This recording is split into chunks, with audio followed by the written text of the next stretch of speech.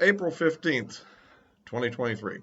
Well, lots developed on this whole leak issue, and we've been discussing things about it. In fact, some information come out that seemed to have gone in a little bit different direction than what we were thinking about. But I guess the main thing is instead of being some kind of a Russian spy inside the Ukrainians or the U.S. military or whatever, or actually a leaker or a whistleblower, apparently they've now arrested this airman Jack Teixeira, who was in the National Guard. I think he's probably like maybe an E3 or E4, something like that. Very very low level enlisted man, who was basically working, I think, in a computer support type function on a classified system. And of course that's created a lot of controversy and even some conspiracy theories in conservative circles, listening to the normal people we listen to in our conservative information. So anyway, so I want to hit a few things and that have kind of come up about this. Well, one thing, a lot of discussion has been made about, okay, this guy's low ranking and he's young and whatever, and how did he have a clearance like that?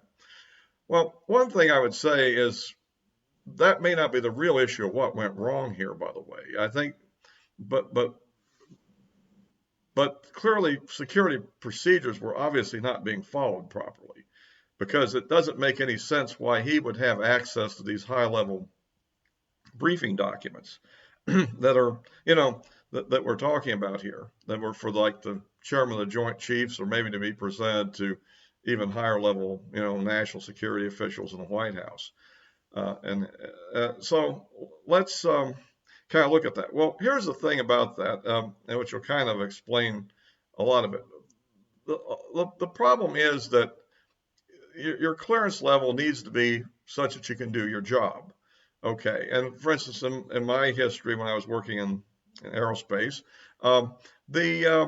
you'd often find people that are far junior to yourself in terms of seniority that would have higher clearances because they're working in some skiff where they're, you have to have that level of clearance to be in that skiff. And maybe your job is something, let's just say even a secretary, for instance. But if they're there and they have to be on site working in that skiff on a routine basis, they have to have these high clearances to be in that facility, because otherwise they can't be in there. Okay, I mean, so where if say that my job didn't really require any really sensitive information comparatively, we'd be in an unclassified area, for instance, maybe. And so in that case, you don't really need to have any high clearances. See, that's the way that could work. And so essentially, I think what's going on here is that since he was dealing with a computer system that was actually where they maintain and transfer this data, I presume this is an encrypted system, and so that this can be presented to people that you need to see it. That probably is the why of it. By the way, if you like these videos, please give me a like. It'll help out with the algorithm. Subscribe if you haven't, please, if you're interested. And of course, you can send links to anybody that you think might be interested. Yeah, so I think that explains one thing about it. I don't think that's as shocking as some people think. The other question, of course, is this guy wasn't really a whistleblower. Apparently, this guy was on a gamer group, and he was kind of trying to be the big guy in the gamer group by telling people all the great information he had, and was sharing it with this group of 20-some people or whatever. Just a pure ego thing. I mean, he wasn't doing it for money. He wasn't doing it for political influence. He doesn't like the Russians or hate the Ukrainians or anything like that. He's just trying to be the big guy on the user group, and now he's going to be the small guy in the federal penitentiary, I suspect, because he'll probably get a double dose of incarceration for this one, because they will probably, because not only has he broken these very serious security rules, but he also really ticked off the leadership of this country and caused them some embarrassment, and not good for him. So so that's a situation there, and so I think one thing about this is from what I can see, of course, supposedly there's a lot of data that didn't go public. What actually apparently happened, as I understand it, is that he was sharing it. Apparently, at some point, he took pictures of this stuff, which apparently he'd taken home illegally, and then taken pictures of it and put it on there. And then some people had posted some of it on other things outside this limited closed user group, and then other people picked up on it, and it went international, and then the Russians got a hold of it, and then they started using it, and well, the rest is history, you know. So, and it took a while for anybody to find out about it. I guess our security only really caught on to it when the Russians started using it, and then they're paying attention to the Russians probably more than user groups and for gamers, and so but naturally, and so that they went, where's the leak, and the hunt was on. The thing that puzzles me is he was had printed out copies, and of course, you know, in these kind of facilities, when you print something out, the printer is anything come out the printer is treated at the highest level of security as the system is allowed to handle, and then afterwards it's then evaluated for whatever level of security it is, and these things are supposed to be registered into a logbook that the printout occurred and who had them and stuff like that. So it's unclear to me exactly how he was able to do this, and I guess that'll be the investigation will probably reveal that as time goes on and make certain protocol changes. I'm sure it's going to be kind of annoying to the people that are obeying the rules that they're going to be probably under some new rules or something. Tighten things up, you know. Although it's still unclear to me why he was able to even see this stuff, but I guess maybe as a computer administrator, you get to see things that, you know, nobody else really gets to see. I mean, another area where you can actually theoretically have a leak is like in a document control room. I mean, usually there's people that are obviously they're all usually loyal, but remember that they get to see large amounts of classified data that most of the professionals in the government would be the officers, you know, or in the civilian world it would be maybe the engineers or managers or whatever, wouldn't get to see because they don't have a need to know. Because remember, the criteria is, you know, on security is, you know, do you have the clearance level? And the second thing is, do you have a need to know to do your job?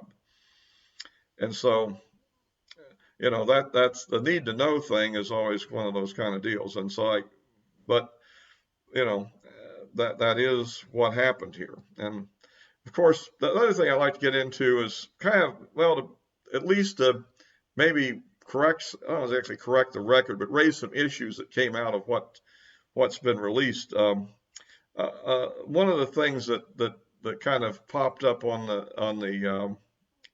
a video I saw from the Hindustan Times, and then later on I did a Google search and found out an article about it on the what do they call it? It's Chinese newspaper. I don't know if it's PRC or Taiwanese, but at any rate, Straits Times or something like that. They talked about it, so it's out there. And finally, I got an email today from a news, well, like a conservative site that puts out news called Tactical Shit, something like that. Anyway, but they had a nice little article on it. And anyhow, in the charts there, if I got to see this chart about the sustainability of an attrition of the Ukrainian versus Russian forces chart, which apparently that's been claimed was altered. Well, this version, I guess, is the unaltered version, which makes some interesting claims, which would suggest that really the Russian casualties are about 2.3 times higher than the Ukrainian and things of that sort. On the other hand, it also seems to indicate a very heavy attrition of Russian tanks. But on aircraft, the Russians have done very good on the Air Force, keeping their attrition down, perhaps by not flying that many sorties. And it indicates also that the air defenses of Ukraine are being depleted pretty rapidly, just because they're running out of interceptor missiles, and also probably because their sites are getting bombed with these missile strikes that Russia's using. And these drones that have been thrown in there, they're getting shot down all over the place. The ones they bought from Iran apparently still are eating up a lot of the capability on relatively low value targets. So the projection is that by sometime in May, when the offensive is supposed to occur, their air defense may be depleted to where the Russian Air Force can actually engage seriously. And they're already seeing the use of guided bombs dropped from higher altitude by Russian aircraft in a way they weren't seeing earlier. So this is why they're saying there's some problems. I personally have some doubts about what I saw there. For one thing, they're suggesting that well, there's about 16,000 and a half roughly Russian Ukrainian KIA. They're saying that 41,000 Ukrainian civilians have been killed. That seems to me really out of whack. That the Ukrainians are losing more civilians than military personnel. Rather, there have been attacks on urban areas, but the total number, there's a missile attacks, not sustained bombardment, but aircraft where there's really ton after ton of bombs being dropped. You're probably talking about it, and most of these strikes are really done against military targets anyhow.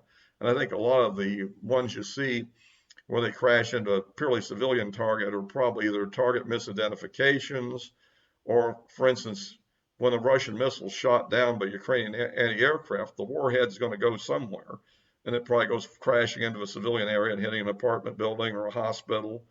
And there's also cases where perhaps the command and control center that the Ukrainians are using is located inside of a civilian target.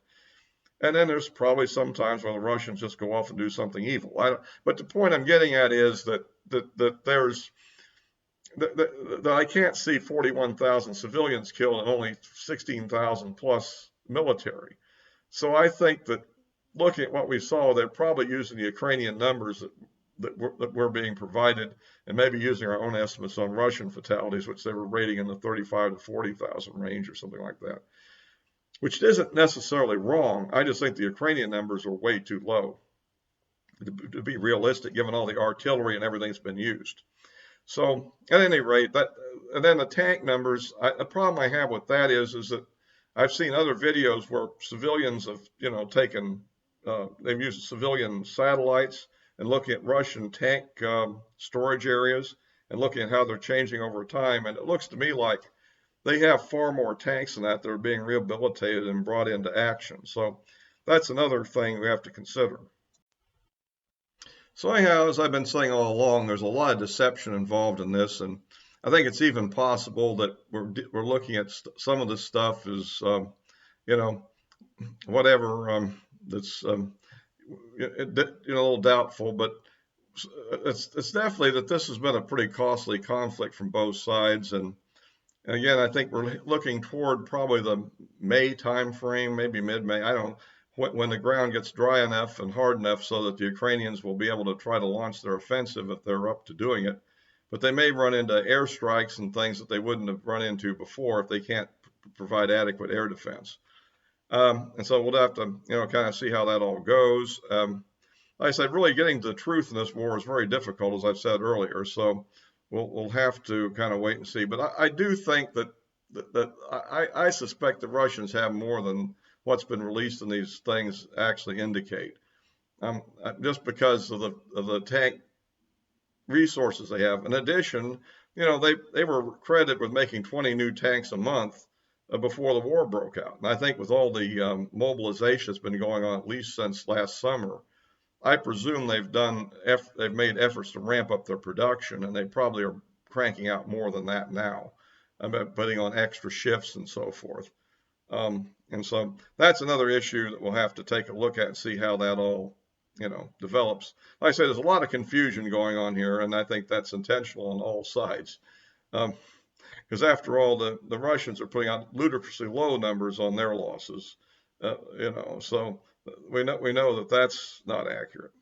And anyhow, so I'll be wrapping this up for now. And but by the way, I do have another video out that you might want to look at on the AI issue that's on the site. I think that might be interesting to anybody that hadn't seen it yet.